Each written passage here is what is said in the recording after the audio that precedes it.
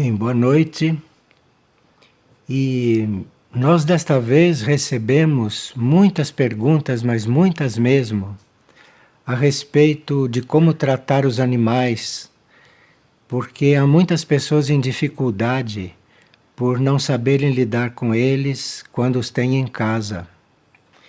E nós gostaríamos então de pedir que se formassem grupos de orações a propósito de um pedido que nós temos recebido da hierarquia de orar pelos reinos da natureza.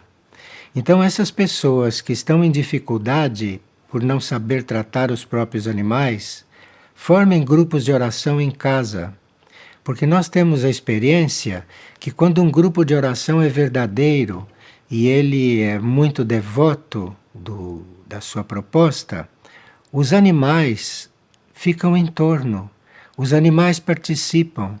Os animais participam de vigílias, os animais participam de reuniões de silêncio. E os animais, quando estão em reuniões de oração, eles se deitam e ficam tranquilos. Então, isso seria uma forma dessas pessoas aprenderem a lidar com os animais de outra maneira.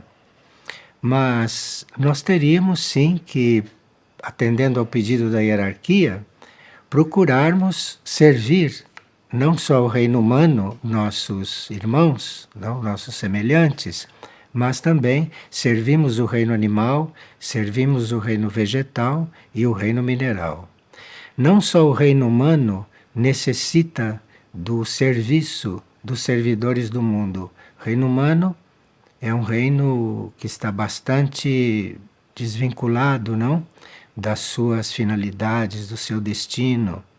Então é preciso que não só o reino humano tenha a atenção e tenha o suporte orante, não?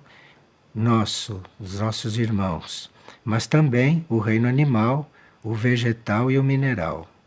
Nós temos visto nos nossos estudos que enquanto o ser humano derramar o sangue dos animais, haverá guerras. O ser humano paga com as guerras, paga com o próprio sangue, o sangue que ele derrama do reino animal. E não aprofundamos ainda o que será que o reino humano paga, não, em troca do que ele faz com o reino vegetal, da destruição permanente que ele exerce sobre o reino vegetal e sobre o reino mineral também. Não é? O reino humano reduz a água, que é um dos elementos da natureza vivo, sem o qual o homem não poderia viver. Não? O próprio homem é 70% de água. O que o homem faz com a água, em matéria de maltratá-la, em matéria de envenená-la com toxinas, o que ele faz com a água é algo que deve refletir sobre o destino da humanidade.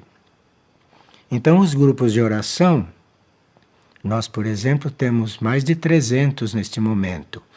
Outros grupos de oração podem surgir para se reunirem e cuidarem, de orarem e cuidarem do reino animal, do reino vegetal e do reino mineral através da oração.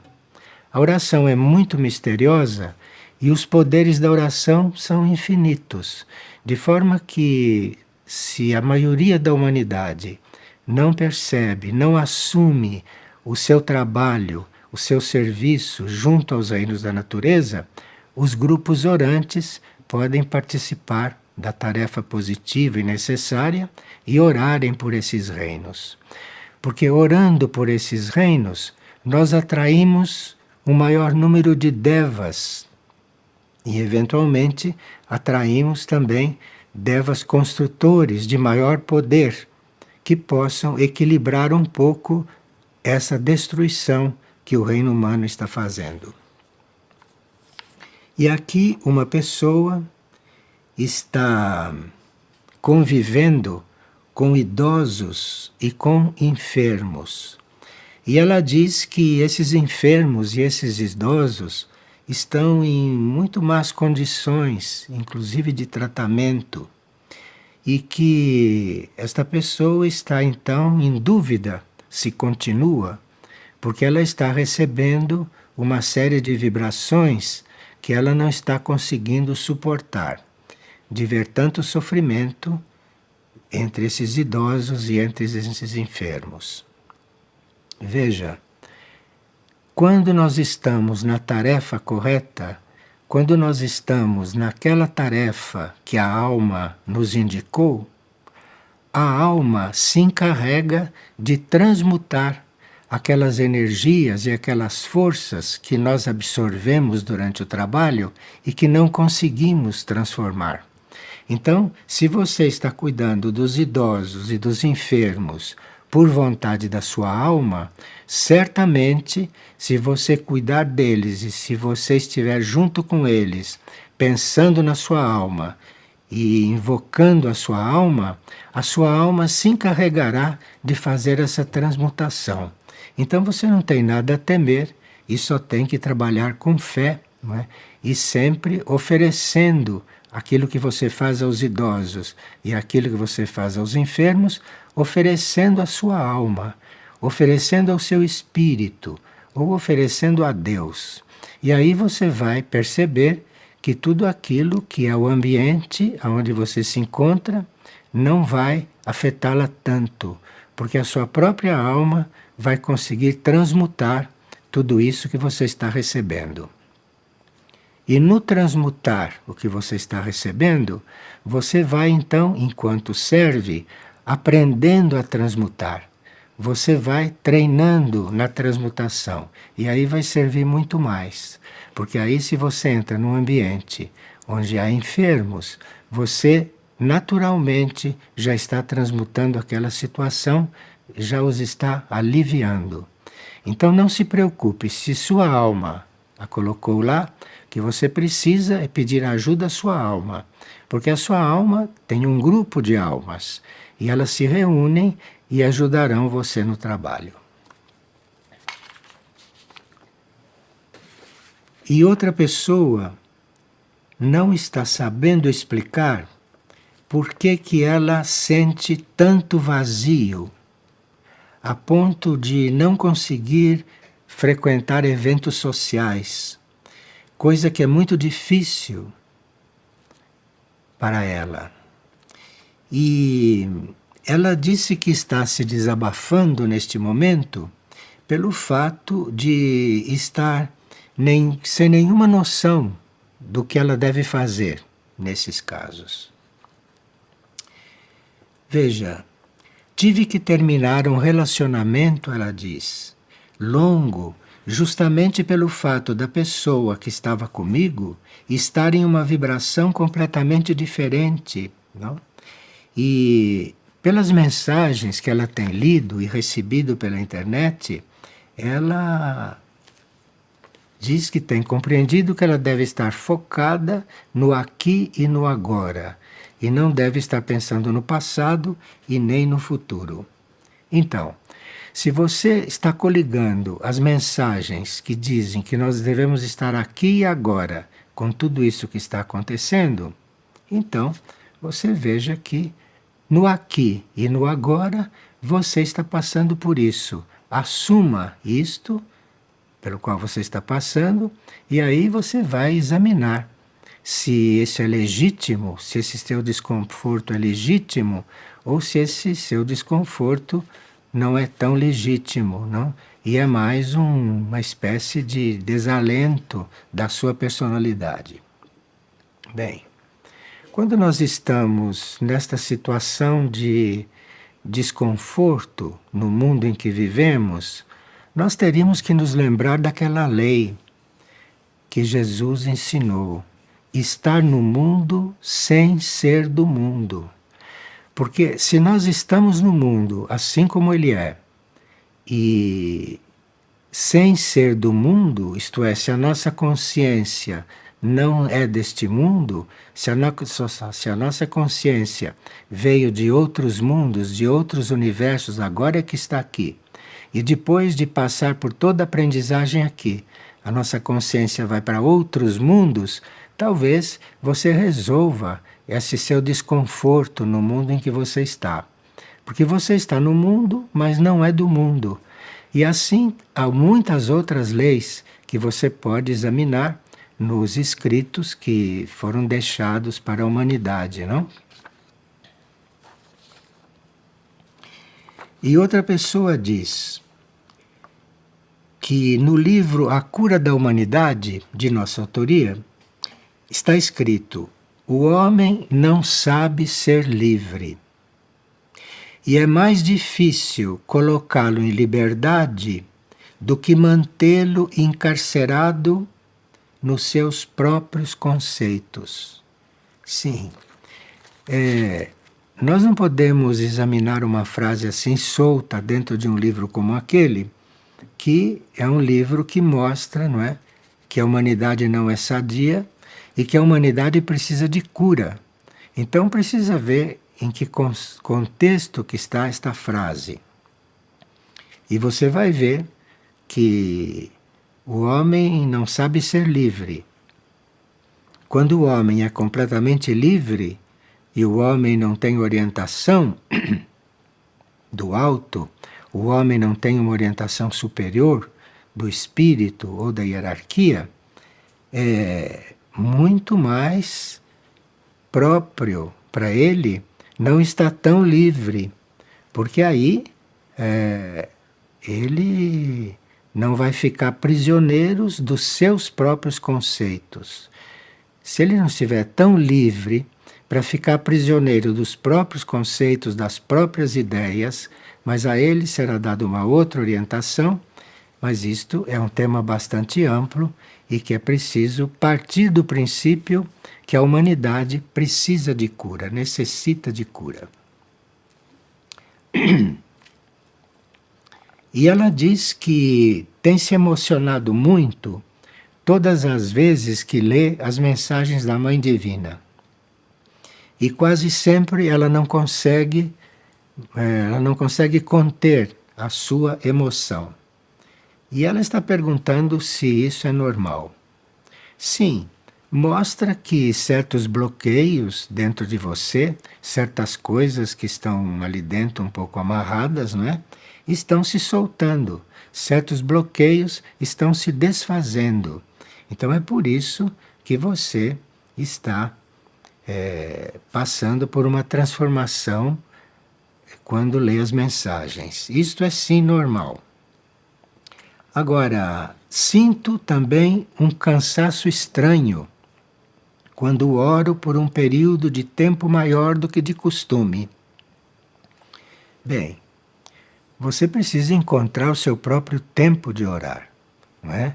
Você não vai orar seguindo um tempo que uma outra pessoa está sugerindo. Você precisa, nessa sua etapa, encontrar o seu tempo de orar. Então você encontra o seu tempo, que não seja nem curto demais e nem longo, que você fique cansada, que você fique indisposta, né? Você encontra o seu próprio tempo e depois mantenha-se num ritmo estável. Você primeiro determina o tempo, depois você determina o horário e aí se mantém estável. E aí você vai ver que isto tudo vai se adaptando, isto tudo vai tomando um outro rumo. E aqui é um caso de uma pessoa que percebe que ela deve transcender a mediunidade. E ela desenvolve a mediunidade a conselho de outras pessoas. Mas ela começou a ter um pouco de ideias diferentes quando leu alguns trechos de um livro do tibetano, um dos livros de Alice Bailey, no qual o tibetano diz, no livro Tratado de Magia Branca, Tratado sobre Magia Branca, ele fala que estas coisas ligadas à mediunidade não são adequadas aos tempos de hoje. Então que ela se sentiu um pouco apoiada lendo o tibetano. Bem, você precisa então refletir um pouco sobre o que está no livro do tibetano e depois você controlar, não é? Controlar, Porque se a sua mente lhe disser que existe um outro caminho, além da mediunidade, que o caminho do contato com o alto, contato com a hierarquia, não é só através da mediunidade, mas o contato é também um contato direto do seu ser interno com os seres internos que estão nos níveis mais elevados, você vai então entrever um outro caminho para você estender a sua consciência a partir deste plano terrestre. Agora, experimente durante este processo, durante esta crise em que você não se encontra bem durante os momentos de oração, experimente orar ao ar livre, por exemplo.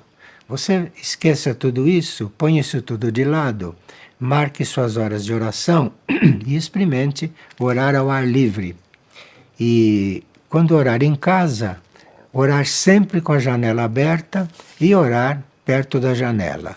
Você vai ver que muita coisa que está no seu etérico ou que está no seu corpo astral vai poder se desligar, vai poder entrar em maior equilíbrio. Procure orar ao ar livre.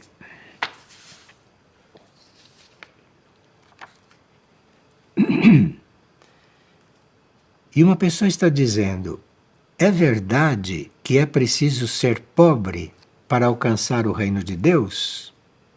Bem, ser pobre, nesse contexto, ser pobre significa esvaziar-se do próprio ego, esvaziar-se das próprias forças da personalidade, esvaziar-se, renunciar a todas essas tendências egóicas do ego humano.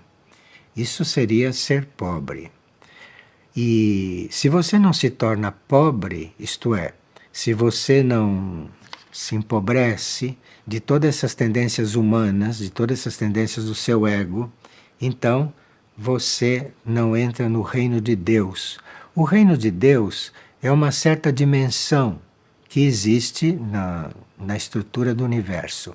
Numa certa dimensão, que se chama sétima dimensão, ali existe aquilo que se chama o reino de Deus. Então é um estado de consciência. Nós vivemos na terceira dimensão. Isto que é chamado de reino de Deus é o que existe na sétima dimensão. E ali você precisa ser pobre para chegar lá, isto é. Isto é uma dimensão tão elevada, é uma dimensão tão sutil que o seu ego, as suas tendências humanas, a sua personalidade é muito densa para estar lá. A sua personalidade é muito pesada do ponto de vista de vibração. Então, agindo e sendo personalidade, você não pode chegar na sétima dimensão com a sua consciência. Então você precisa ser pobre, isto é, você precisa ir renunciando, abandonando as tendências da sua personalidade para ir subindo de dimensão. E à medida que você for subindo, você vai encontrar outras diretrizes, você vai encontrar outros interesses, você vai encontrando outras vibrações, não é? E aí, à medida que você for dando margem para isso, e à medida que você for se tornando cada vez mais pobre, cada vez mais renunciante de tudo aquilo que são as tendências do seu ego, você vai então chegar num outro ponto de consciência. É isto que quer dizer que se você não se tornar pobre, você não chega ao reino de Deus. E uma pessoa diz que ora caminhando, o que é muito bom para certas pessoas. Há certos mosteiros antigos que tinham pátios internos e os monges tinham várias horas por dia de oração. Então, como eram muitas horas, os monges oravam também caminhando pelo pátio. De forma que isso os antigos já sabiam, já conheciam, não é? E somos nós que oramos todo o tempo sentados ou ajoelhados, mas podemos também orar andando, o que pode manter um equilíbrio muito melhor das energias no nosso corpo. Então, ela diz que ela ora andando e que quando ela passa sempre pelo mesmo lugar, ela tem mais facilidade para orar. E o que significa isto? Bom, se você faz sempre o mesmo itinerário e em certos pontos você tem mais facilidade, é porque há certos lugares que têm mesmo certas características que facilitam a oração. Há certos lugares que são conectados com certos pontos do interior da Terra ou são conectados com certas coisas que estão no mundo invisível e que ali você então tem mais facilidade para orar. Então, se você ora caminhando, na hora que você encontra um lugar como esse, favorável ao seu alinhamento, você experimente parar um pouco ali, acalmar-se ali, orar ali e depois prosseguir no seu caminho. São experiências que a oração nos proporciona. Sempre que nós não ficamos fixos, não ficamos cristalizados em ideias e em formas de oração, a oração vai nos abrindo muitas perspectivas. E às vezes, a dificuldade que a gente começa a sentir é a própria oração que está apresentando para que a gente busque uma outra forma, para que a gente busque um caminhar. Então, qualquer dificuldade dentro da oração nem sempre quer dizer que você deve abandoná-la. Nem sempre quer dizer que você deve mudar de oração. Às vezes é uma dificuldade que está te abrindo novas portas. Então, conviva com a sua oração. Seja amiga da sua oração. Faça suas orações como quem está lidando com uma amiga, com uma irmã. E aí a oração vai te mostrando muitas coisas. Inclusive, vai fazer você se sentir melhor de uma forma ou de outra de orar. A própria oração vai te indicar qual é o horário melhor, qual é o lugar melhor. A oração vai te indicar quais são as companhias melhores para orar com você, mas sempre se trata de você ir aderindo cada vez mais à oração. Isto, no seu estágio atual, seria fundamental.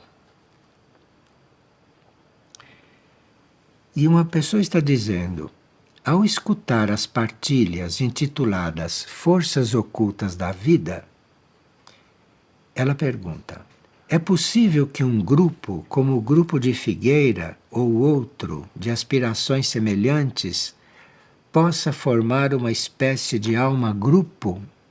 Sim, é possível, sim. Se você está orando em grupo, e se aquela oração é real, se são todos unidos, se aqueles seres estão realmente dispostos, forma-se sim uma alma-grupo de orantes.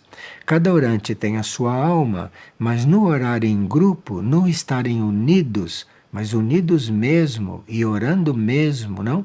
Produzindo uma oração que seja útil para o universo. Ali pode sim acontecer uma alma-grupo. Aquelas almas podem ir se unindo através da oração e, nesse caso, a oração será muito mais potente. A oração em grupo e em união, isto pode significar uma soma, uma grande soma de energias, capaz de mudar muitas coisas no mundo. Que diz: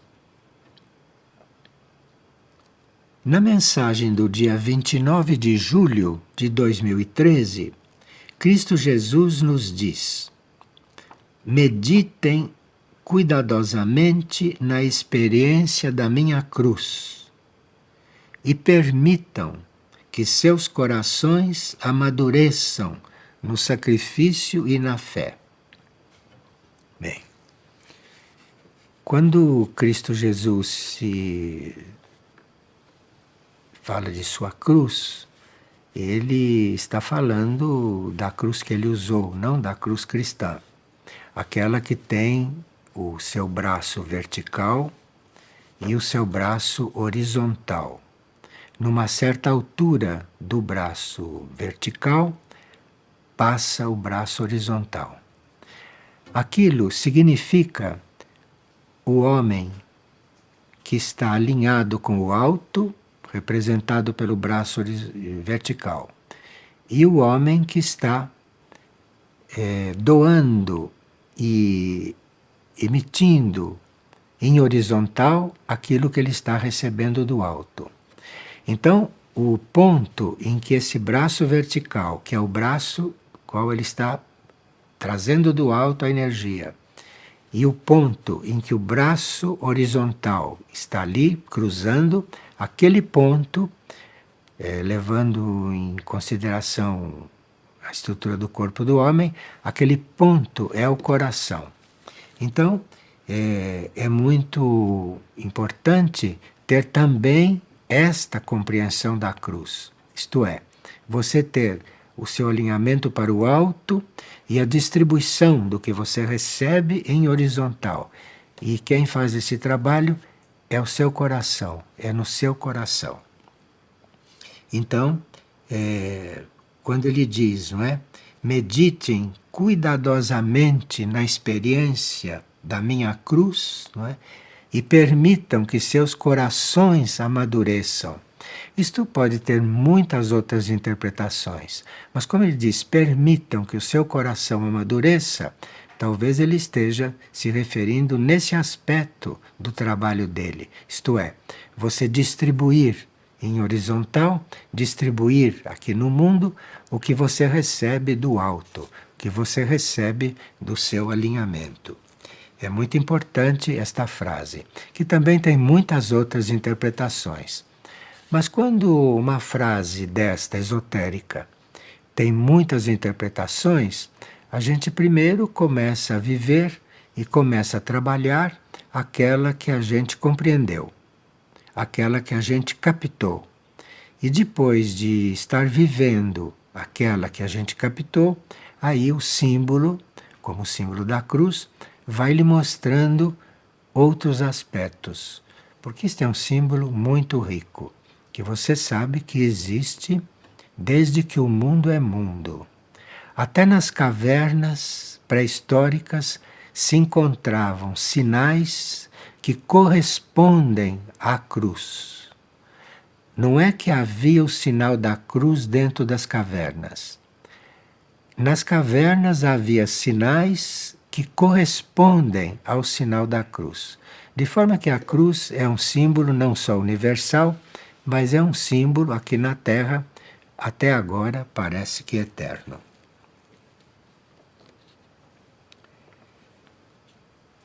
E esta mesma pessoa pergunta se ela pode pedir ao seu anjo guardião para que ele lhe impeça de cometer certos desvios. Bom, você neste caso vai precisar colaborar com seu anjo, não é? Você vai precisar colaborar com ele. Ele não pode impedir, porque você tem livre-arbítrio.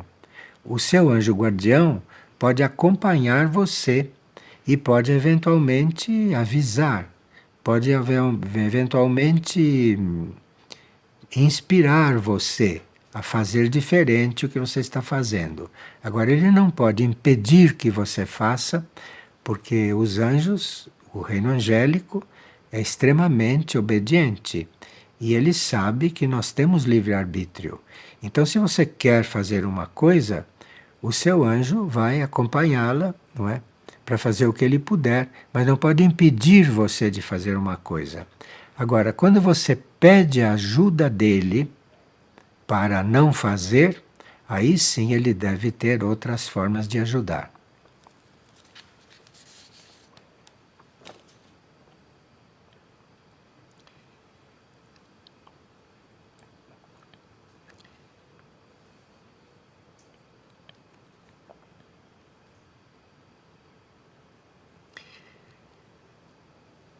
O que vem, o que se passa conosco, pergunta uma pessoa, quando nos vem um sentimento forte de que não somos merecedores do perdão. não somos merecedores da redenção e nem da cura.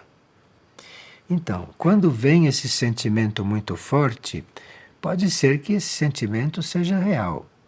Porque, claro, que nem todos, não é, estão em paz diante do trabalho do perdão, da redenção e da cura.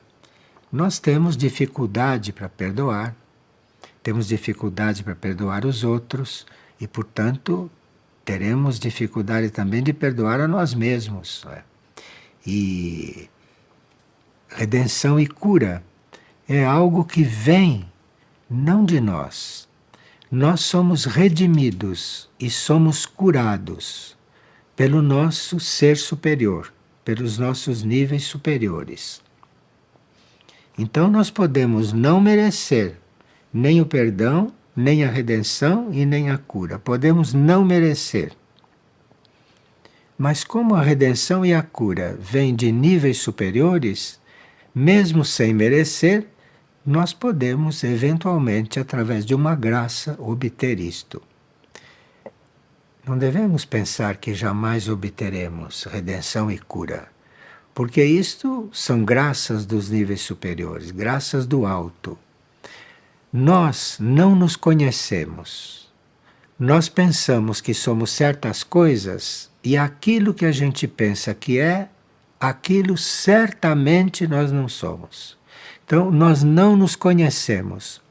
Então, nós não temos a possibilidade de saber se vamos receber redenção ou se vamos receber cura. Agora, podemos sim saber se estamos perdoando alguém e se estamos perdoando nós mesmos. Então, o perdão é uma etapa.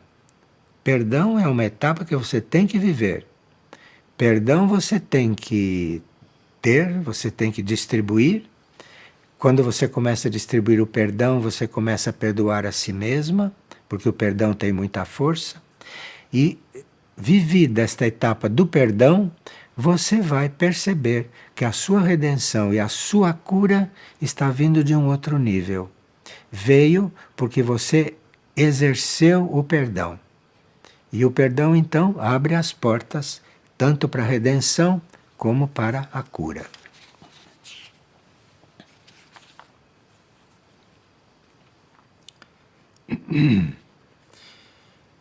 Uma pessoa recebeu como presente os atributos do monastério há alguns meses. E ela vem fazendo o estudo desses atributos. E ela estudando os atributos do monastério, claro, ela não é monja nem candidata a monastério, mas ela estuda os atributos do monastério porque aquilo é feito para nós todos. Então, ela sentiu ali, lendo os atributos, que a cura é uma prioridade. Então veja como os atributos a inspirou. Porque a primeira coisa que nós precisamos é de cura. Como ser humano, como parte desta humanidade, todos nós precisamos de cura. Cura em diferentes setores, em diferentes sentidos.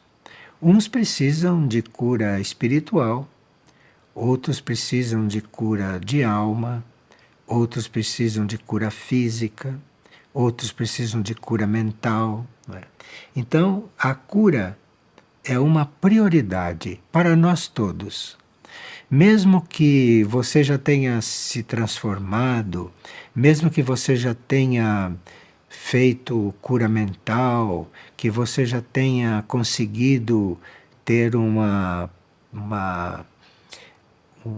grande número de bons pensamentos, então você está cuidando da sua cura mental.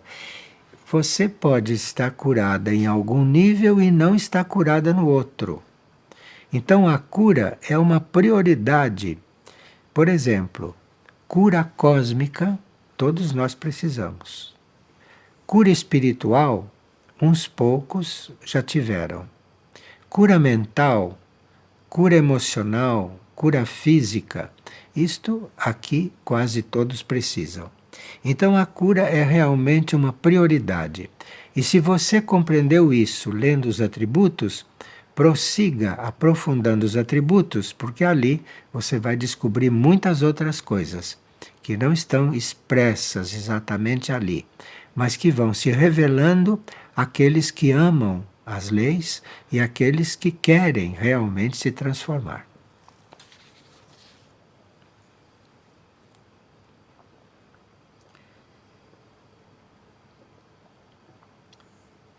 Esta pessoa leu e descobriu em um vídeo que é preciso ter disciplina na oração. E ela nunca tinha ouvido falar nisto e nunca tinha ouvido falar em Figueira. Só neste vídeo. Então ela quer saber algo sobre isto. Então, você vem até aqui, porque chegando aqui, você vai entrar em um ambiente que procura ser orante.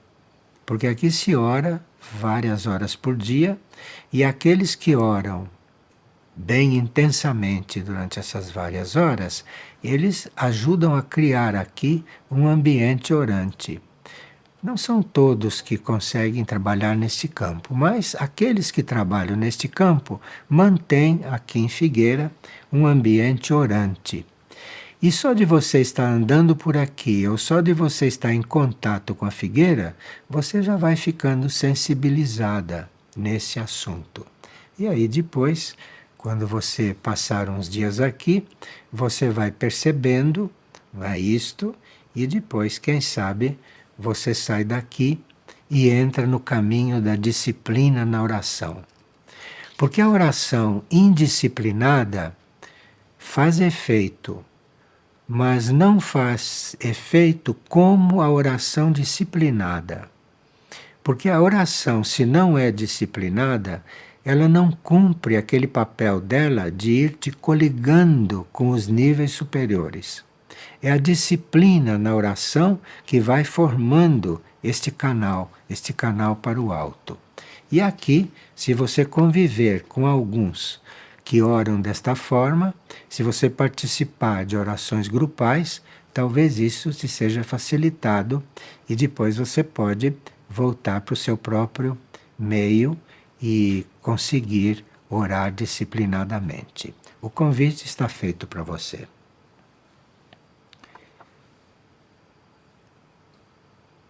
O que a Mãe Divina quer dizer por modernidade? Pergunta uma pessoa. Bem, o excesso de facilidades trazidos pela tecnologia, por exemplo, que é uma modernidade, nos levam a abusar, não é, de recursos. Então, a tecnologia faz com que a gente não precise se empenhar tanto em fazer as coisas, porque a tecnologia está fazendo muitas coisas por nós. E nós não temos ainda o equilíbrio para usar a tecnologia naquele grau que ela não nos domine, que ela não comece a fazer as coisas por nós. Porque enquanto você usa a tecnologia demais para fazer as coisas por você, você vai perdendo em outras coisas. Você vai ficando menos ativo. Você vai ficando menos esforçado. A tecnologia pode te prejudicar quando não é bem usada. Vamos dar um exemplo. Você, para comer uma fruta, você pode picar a fruta, você pode mastigar a fruta, ou você pode colocar a fruta no liquidificador. Então o liquidificador mastiga a fruta para você. Só quando você bebe a fruta feita no liquidificador, a fruta liquidificada no liquidificador, ela já está semi-morta. Então você usa a modernidade e se prejudica porque não entra em contato com a vida da fruta, porque a modernidade, o liquidificador, matou todas as vitaminas que estavam na fruta, ou quase todas. E quanto mais você abusa da modernidade, você vai tendo menos possibilidade de fazer as coisas como deveria, de fazer as coisas com a sua energia. Isso não quer dizer que a gente não use as coisas modernas, mas precisa não se deixar governar pela modernidade, mas ter a modernidade como algo que você precisa usar e não ser usado por ela.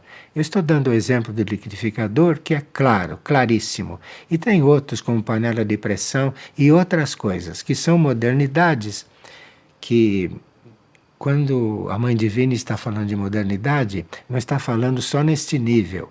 Ela está falando também de modernidade nas ideologias, não é? Está falando de modernidade nos costumes, nos hábitos. Mas aí, se você entende a modernidade nesse nível bem concreto, você vai a partir daí, não é? Se tomar cuidado com a modernidade nesse nível, você vai descobrindo aonde ela poderia limitar você. E aí você não se deixará levar pela modernidade, mas usará a modernidade. A modernidade, por exemplo, em certos vestiários, não deixa o seu corpo respirar. Há certas meias, há certos sapatos, há certas botas, há certas roupas que não deixam o seu corpo etérico respirar. Então, modernidade no plano físico, não é? Como isso, há modernidades também no plano mental. Assim como você tem uma meia que não deixa os seus pés e suas pernas respirarem, você no plano mental tem ideias modernas que não deixam também a sua mente se expandir, porque seguram a sua mente, não deixam a sua mente respirar. Modernidade, então, é um tema muito amplo. E aqui uma pessoa criou seu filho como vegetariano e com princípios espiritualistas.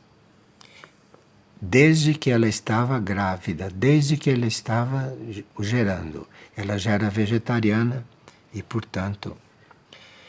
E depois que ele nasceu, ele chegou a uma certa altura e começou a fumar maconha. E ela não entende o que aconteceu. Naturalmente, ela pensou que pelo fato dela ter feito tudo do melhor, né, que ele iria aceitar isto e iria corresponder. Bem, primeiro, você não sabe se você não tivesse feito o melhor, o que ele seria. Você fazendo o melhor, ele não corresponde totalmente, fuma maconha. Imagine o que ele estaria fazendo se você tivesse se comportado diferente. Primeiro ponto. E depois, nós não somos modeladores dos seres que geramos. Porque você pode, do ponto de vista físico, do ponto de vista da sua intenção, do ponto de vista mental, fazer o melhor possível durante a gestação de um filho. Mas a alma que está encarnando ali tem uma experiência de vidas anteriores. Então, por melhor que você faça, você não vai poder modificar aquela alma que está encarnando ali. Então, seu filho trouxe várias coisas que para ele têm sido insuperáveis. Por isso que, apesar de tudo que você fez, ele está fumando maconha. Então, ele traz experiências de vidas passadas que para ele são insuperáveis. Agora, isso não quer dizer que você diminua o seu ritmo de cuidados com ele. Você continue tendo todos os cuidados como se ele estivesse correspondendo. Porque há muitos traumas de vidas passadas e há muitos conflitos e há muitas experiências que nós trazemos de vidas passadas que não se transformam assim de repente. Às vezes é preciso uma encarnação inteira para você poder dissolver certas coisas que você traz de outras vidas. De forma que você prossiga nos seus cuidados, prossiga como você vem fazendo, porque assim como parece que ele está fixo nessas coisas de uma vida passada, de repente ele pode chegar num ponto de mudança, porque tudo pode mudar. Veja, no universo nada é fixo. Se nada é fixo no universo, não creia que o vício de maconha seja uma coisa fixa. Assim como ele trouxe já essas coisas de vida passada que você não conseguiu corrigir durante a gestação e durante a educação, assim mesmo, de repente, este ciclo pode mudar. E ele pode, de repente, tomar outro rumo. Porque no universo nada é fixo. Então não se trata de você nem do seu filho. Qualquer situação, a lei é que no universo nada é fixo. E como no universo nada é fixo, tudo pode mudar. Agora, se você tem a mudança e a transformação no seu íntimo, se você tem a mudança e a transformação como sua meta, você tem todas as condições para estar ajudando o seu filho, não é? E entregue isto para o universo, porque ele, como nós todos, é filho do universo. Ele, como nós todos, é filho de Deus. E você continue no seu papel. Não desanime pelo fato dele não ter largado da maconha, porque no universo nada é fixo. Muito bem. Então, depois anunciaremos o nosso próximo encontro, que deverá ser no próximo mês. Muito obrigado pela atenção de todos e muito obrigado pelas perguntas que nos enviaram. Algumas foram respondidas por e-mail, outras foram comentadas aqui, não é? E outras ficarão eventualmente para uma próxima oportunidade. Muito obrigado.